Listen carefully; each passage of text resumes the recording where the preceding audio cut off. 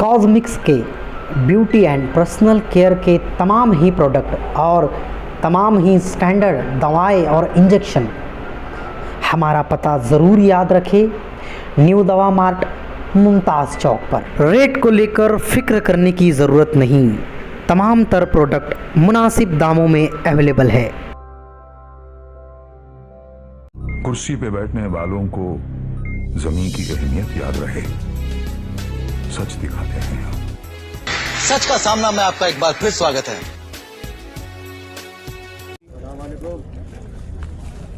जो कल हमने 26 जनवरी को ऐलान किया और आज हम लोग मालेगांव म्युनिसिपल कमिश्नर, मालेगांव शहर के एडिशनल एसपी साहब भारती साहब और एडिशनल कलेक्टर साहब से आज माइनॉरिटी डिफेंस कमेटी के ज़िम्मेदारान ने आज हमने मुलाकात की और मेमोरेंडम दिया। जो मालेगांव शहर के लिए एसआईटी महाराष्ट्र हुकूमत ने, होम डिपार्टमेंट ने बनाई और उसकी इंक्वायरी शुरू हो चुकी है। रोहिंग्या मुसलमान, बांग्लादेशी मुसलमानों का यहाँ पर जन्म दाखला बनाया गया है इल्लीगल तौर पर, इस तरीके का इल्ज़ाम लगाकर एसआईटी बनी और एसआईटी किरीट सुमैया इनकी डिमांड के ऊपर बनी, जो बीजेपी के लीडर हैं, और एक मर्तबा नहीं कई मर्तबा मालेगांव शहर आए, तहसील ऑफिस में आए, कॉरपोरेशन में आए और मालेगांव शहर को बदनाम करने का काम किरीट सुमैया कर रहे और 4000, 5000 अलग अलग रोज़ाना अलग अलग आंकड़ा वो सामने ला रहे हैं। सरकार ने ठीक है एसआईटी बना दी, हमारा एसआईटी को विरोध नहीं है, एसआईटी सरकार का हक है, अधिकार है, सरकार बना सकती है और सरकार ने बनाई। किरीट सुमैया की डिमांड पे बनाई, ठीक है, अब किरीट सुमैया का काम यहाँ ख़त्म हो गया, हमारा ऐसा मानना है। किरीट सुमैया को जो कंप्लेन देना था कंप्लेन दे दी, अब इंक्वायरी एसआईटी करेगी, अब उसके अंदर जो भी बात होगी वो सरकार को अपना अहवाल देगी। लेकिन किरीट सुमैया, हमारा ऐसा आरोप है, इल्ज़ाम है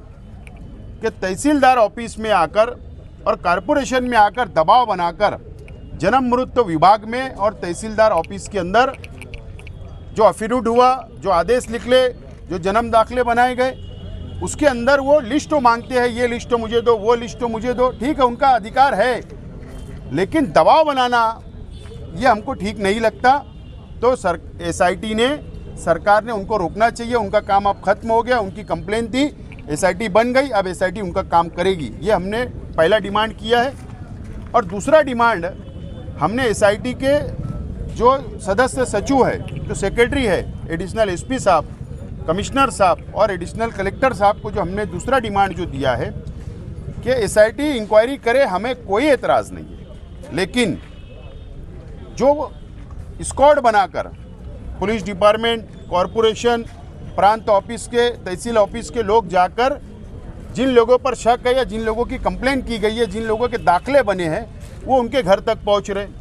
तो वहाँ पर उनकी घर की औरतें घबरा जा रही है, बच्चे घबरा जा रहे हैं, मोहल्ले के लोग घबरा जा रहे हैं, शहर के अंदर एक घबराहट है, लोग परेशान हैं। तो ठीक है, अगर एसआईटी को इंक्वायरी करना है तो एक दिन पहले उन घर वालों को नोटिस दे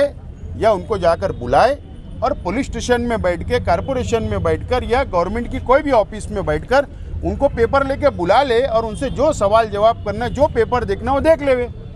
गांव में घूमकर ऐसा लगता है कि वातावरण ख़राब हो या लोग घबराएंगे, इसके लिए हमारी डिमांड है कि इस तरीके से इंक्वायरी होना चाहिए, यह हमारी अपनी डिमांड है। अगर 6 तारीख तक हमारी डिमांड को विचार नहीं किया गया, उसके ऊपर मंथन नहीं किया गया एसआईटी ने, तो हमको भी लोकशाही मार्ग से, हमको भी संविधान ने अधिकार दिया है, हम भी धरना आंदोलन करेंगे और 6 तारीख तक इसके ऊपर, हमारे डिमांड के ऊपर सरकार जवाब दे, एसआईटी जवाब दे,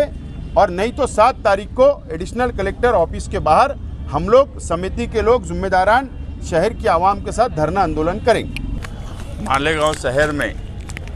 अभी स्कूल में एडमिशन का सवाल आया और किरीट सोमैया और सरकार के ये सब छछन के बाद जो सबसे बड़ा मसला आज खड़ा हो गया बच्चों के एजुकेशन का, और सरकार ही राइट टू एजुकेशन का भी एक कानून बनाकर बच्चों को अधिकार देती है। और इसमें जो है ज़्यादातर लड़कियां हैं, बच्चियां हैं। जो सरकार का नारा है बेटी पढ़ाओ बेटी बढ़ाओ, तो ये सारे नारे जो सरकार के हैं वो कहीं ना कहीं इस पर जो दाखिले मिलते थे उसको स्टे करने की वजह से और मालेगांव शहर को टारगेट करने की वजह से अब उनके दाखिले का सवाल आ गया है। हमने वो भी लिख कर दिया है कि इनके दाखिले फ़ौरन दो, 6 फरवरी तक इनका मसला हल करो। आप देखेंगे 2020 में लॉकडाउन था। लॉकडाउन के वक्त मालेगांव शहर गरीबों का शहर है, झोपड़पट्टी का शहर है। यहाँ बहुत सी डिलीवरी आज भी घरों में होती है, कुछ उस वक्त हॉस्पिटल में भी हुई। अब हॉस्पिटल के भी कुछ ऐसे मैटर है कि उस वक्त करस्पॉन्डेंस हॉस्पिटल और कॉरपोरेशन के बीच में नहीं हो पाया लॉकडाउन की वजह से, उनके दाखिले का भी सवाल है। अब ये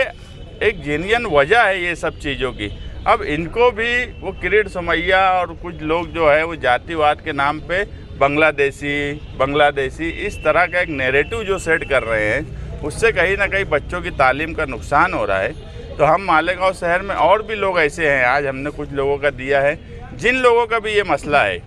जो लॉकडाउन के वक्त जिनकी पैदाइश हुई और दाखिले नहीं बन पाए, या घर में डिलीवरी हुई और दाखिले नहीं बन पाए, वो 5 फरवरी तक डिफेंस माइनॉरिटी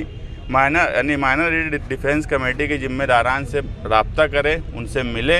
हम इंशाअल्लाह कोशिश करेंगे कि उनका किसी भी तरीके से दाखिला बना कर दिया जाए, क्योंकि ये उनका तालीम हासिल करना उनका हक है और उस हक से वो महरूम नहीं रह सकते। और अगर ये नहीं मसला हल हुआ तो 7 फरवरी को मालेगांव शहर कियान के साथ एक बहुत बड़ा आंदोलन हम करेंगे, ताकि हमारा शहर की बदनामी का भी हम जवाब दे सके और जिनका हक है उनको हम उनका हक दिलवा सकें। इंक्वायरी जो 3 प्रभाग में चल रही है, अभी 4 प्रभाग में चल रही है। 4 प्रभाग आते हैं तो क्या इंक्वायरी सिर्फ मालेगांव मध्य में है या बाह्य में भी हो रही है? नहीं, मुझको ऐसा लगता है कि SIT बनी है और जहाँ जहाँ कहीं उन्होंने कंप्लेन की होगी, चाहे वो 1 नंबर प्रभाग हो, 2 हो, 3 हो, 4 हो, वो डाटा भी हमारे पास नहीं है प्रभाग वाइज, लेकिन जहाँ की भी कंप्लेन होगी तो ये वहाँ की इंक्वायरी करने वाले हैं। सिर्फ हमारा यही बोलना है कि घर तक ना जाए, आप उनको ऑफिस में या पुलिस स्टेशन बुला के इंक्वायरी करें।